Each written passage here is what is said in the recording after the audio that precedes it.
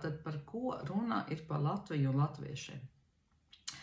Šeit latvietis es uzreiz apzīmēšu, kad latvietis tas ir tātad, ja jūs ziniet, ja, tas ir termiņš, kas ienāk, ko nosaka, kad viņš tur ir cēlējis tādā un tādā gadsimtā.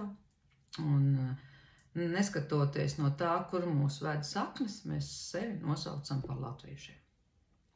Un kur āķis tanī visā ir?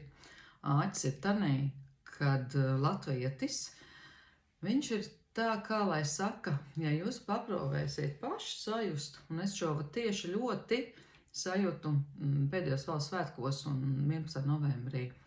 Ja es skatos un saku latvietis un skatos lauku, viņam pilnībā nav spēka, viņam nav pārliecības, viņš ir tāds, ir tāds teiciens kā puņš.